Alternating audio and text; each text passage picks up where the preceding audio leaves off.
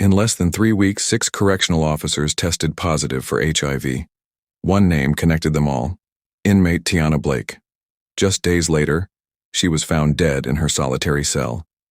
They ruled it suicide, but the bruises told a different story. If you're into real cases with disturbing twists, subscribe now, and let us know in the comments where you're watching this from, because what happened inside that prison still doesn't make sense. Tiana Blake was 29, a former nightclub dancer from Atlanta who had a reputation for keeping secrets. She was arrested in 2021 after a violent altercation outside a bar left one man hospitalized with multiple stab wounds.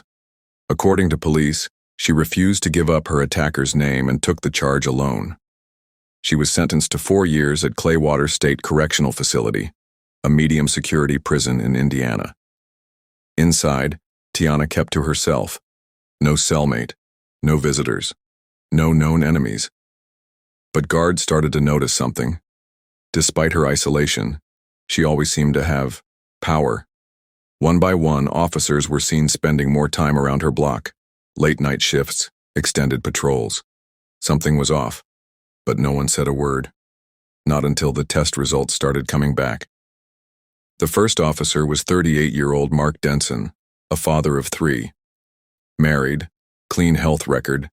He collapsed during roll call.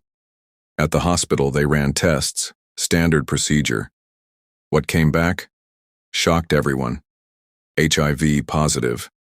He hadn't been sick, hadn't shown symptoms. But what rattled the prison more was that 2 more guards tested positive that same week. Both men had worked D block, the same section where Tiana Blake was housed. Administration panicked. Internal affairs got involved. They ordered quiet testing for all staff who had regular contact with her. Within 12 days, 6 guards were confirmed positive. All 6 had no history of intravenous drug use, no known partners outside the prison, and all 6 had been assigned to Tiana's cell block. Coincidence? Or something far darker?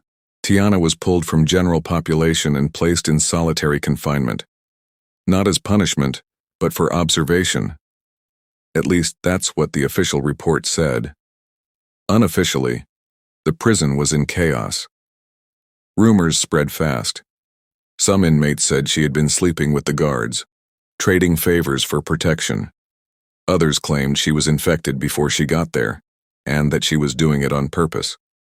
A few even whispered she had a list, names of every man she'd touched. But there was one problem. Tiana refused to speak. No interviews, no legal calls, nothing. She just sat in her cell, staring at the wall. Officers reported she barely ate, slept during the day, stayed awake at night. One guard described her eyes as like she was waiting for something. What that was, nobody knew, until the morning they found her. It was 6:47 a.m. when Officer Carla Mendoza began her rounds. Solitary was silent as usual, but when she reached cell 3B, something felt wrong. Tiana wasn't on her bed. She was slumped in the corner, facing the wall, knees pulled to her chest, motionless. At first, Carla thought she was asleep, but when she called her name, no response. She radioed for backup. 2 more guards arrived, opened the cell, and approached carefully. Tiana's skin was cold, no pulse. Blood had dried beneath her fingernails. A plastic spork was snapped in half beside her. They said it was suicide, claimed she punctured a vein and bled out slowly. But there were bruises on her neck, a fresh cut on her lip, and the coroner's report? It mentioned inconsistent trauma, but no full explanation. The prison ruled it self-inflicted. Case closed. But those who saw her body weren't convinced. Word of Tiana's death didn't stay quiet for long. Within hours, whispers turned into headlines. Inmate linked to HIV outbreak found dead in cell. Civil rights groups demanded answers. Her mother, Gloria Blake, went on live television, furious, grieving, and asking the one question no one in authority could answer. How does a woman end up dead in solitary confinement with bruises on her neck? The prison issued a brief statement. They called it a tragedy, said they were conducting an internal investigation. But behind the scenes, that investigation hit a wall. The security camera outside Tiana's cell? Footage was corrupted.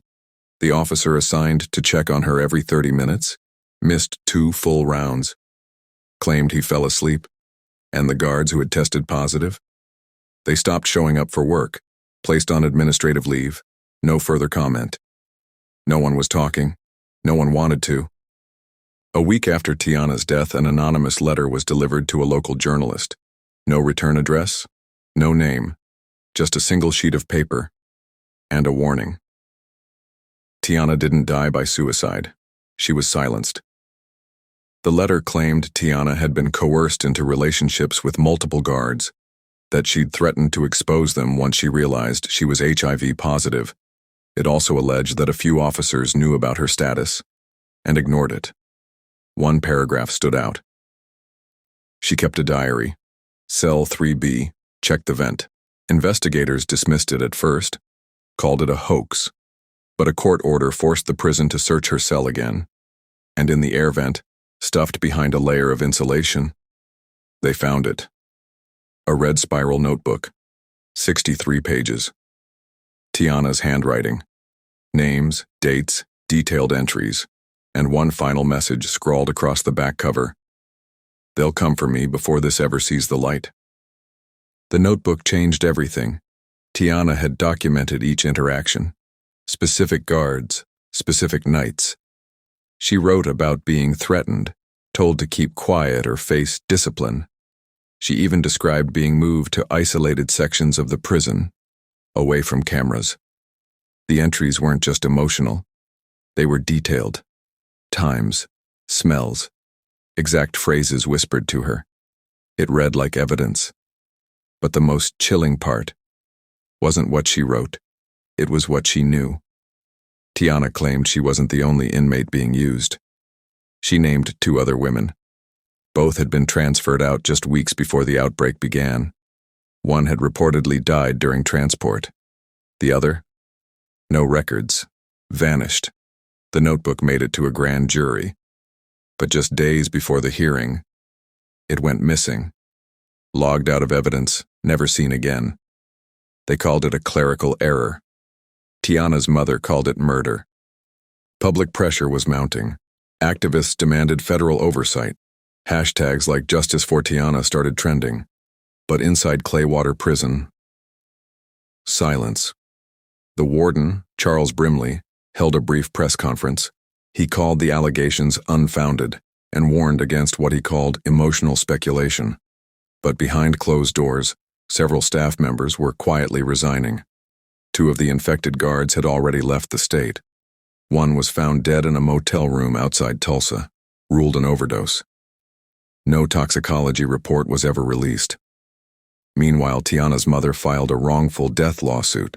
She claimed her daughter was targeted, abused, and ultimately silenced. The state's attorney general pushed back, saying there was no clear evidence of foul play.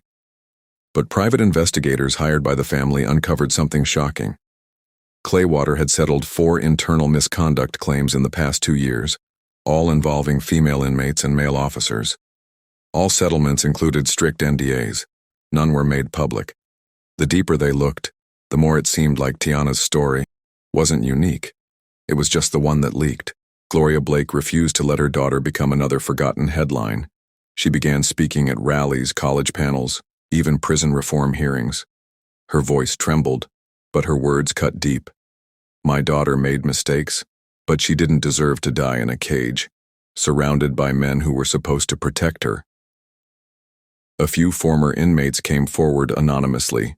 Their stories matched Tiana's diary: threats, coercion, punishment disguised as isolation. One woman claimed she'd been moved into solitary for refusing to cooperate with a staff member's advances. Another said she was forced to take medication she couldn't identify. But none of them felt safe enough to testify publicly. The state never reopened the investigation. The case faded from the news cycle. No charges were filed. The guards who tested positive all received quiet settlements and disappeared from public view. And Tiana's death? Still officially listed as suicide. No arrests, no accountability. But her story kept spreading through whispers, through online forums, through people like you who refuse to look away. If you've made it this far, drop a comment below. We hear you, Tiana. Because sometimes, and that's all the justice someone gets, we may never know exactly what happened inside cell 3B, whether Tiana Blake took her own life or whether someone helped her do it. But what we do know is that 6 guards tested positive, that a young woman with no prior criminal record ended up dead behind bars, and that a red notebook, the only voice she had left, vanished before it could be heard in court. Tiana's case isn't just about a prison scandal. It's about power, about what happens when vulnerable people are locked away and no one's watching, about a system that protects itself, even when the truth is rotting behind concrete walls. We cover stories like this because they matter, because silence helps no one, and because someone out there knows more than they're saying. If this story moved you, share it. Someone needs to hear it. Subscribe for more stories they don't want you to know. And remember, in true crime, the victims don't always get justice, but they should never be forgotten. Thanks for watching, and stay safe out there.